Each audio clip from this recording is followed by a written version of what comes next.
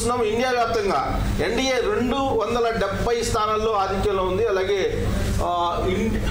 106 India కూటమి ఉంది, others 15 చోట్ల ఉంది. ఆంధ్రప్రదేశ్కి వచ్చేటప్పటికి తెలుగుదేశం పార్టీ కూటమి 135 స్థానాలు, అలాగే వైఎస్ఆర్ కాంగ్రెస్ పార్టీ 40 స్థానాలు కొంత ఆధిక్యంలో ఉన్నట్టు కనిపిస్తుంది. బట్ అది పోస్టల్ బ్యాలెట్లా లేదంటే అసలు ఇప్పటికీ ఇంకా అసలు ఈవీఎంలు అయితే ఓపెన్ చేయాల. బట్ పోస్టల్ బ్యాలెట్ల విషయానికి వచ్చే మాత్రం డెఫినెట్గా మొదటి నుంచి అనుకుంటుంది దుర్గా కుమార్ గారు. కానీ కొన్ని చోట్ల వైఎస్ఆర్ కాంగ్రెస్ పార్టీ ఆధిక్యంలో కనిపిస్తుంది. ఎలా చూస్తారు దీన్ని? కొన్నిసార్లు అది పోస్టల్ బ్యాలెట్లో కూడా ఎక్కడండి అది కావలి అలాంటి నెల్లూరు జిల్లాలోని కావలి అసెంబ్లీ నియోజకవర్గంలో వైసీపీ అభ్యర్థి ముందంజలో ఉన్నారు. మరో 2 స్థానాల్లో కూడా వైసీపీ అభ్యర్థి అయితే ముందంజలో పోస్టల్ బ్యాలెట్లో. ఎగ్జాక్ట్లీ ఎంత ఉందని పర్సెంటేజ్ ఎక్కువగా ఉందా తేడా?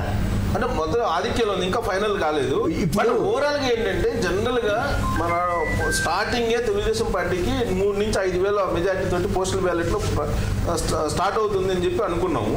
బట్ పోస్టల్ బ్యాలెట్లో కూడా మనకి ఇప్పుడు వైఎస్ఆర్ కాంగ్రెస్ పార్టీ 3 చోట్ల, తెలుగుదేశం పార్టీ 15 చోట్ల అఫీషియల్గా అయితే.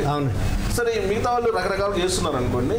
బట్ 15 చోట్ల టీడీపీ, 3 చోట్ల వైసీపీ ఉందంటే అంటే ఇప్పటికీ ఉద్యోగుల్లో ఇంకా కొంచెం జగన్మోహన్ రెడ్డి అంటే ప్రేమ ఉన్నట్టేనా? అంటే ఇది మనకన్నా కూడా ఉద్యోగులే స్పందించాలండి ఈ విషయంలో.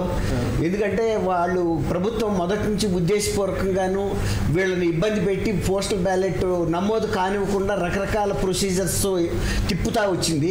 అది వాళ్ళే అర్థం చేసుకున్నారు, ఎంప్లాయీస్ అర్థం చేసుకుని వాళ్ళు రాష్ట్ర ఎన్నికల అధికారికి, ప్రధానాధికారికి, కేంద్ర ఎన్నికల సంఘానికి కూడా దృష్టికి తీసుకెళ్లారు. మమ్మల్ని రకరకాల ఇబ్బందులు పెట్టి మమ్మల్ని డిలే చేసి టైం ల్యాప్స్ చేయాలి, ఆ టైం గడువు ముగిసిపోయేటట్టు చేయాలని చూశారు.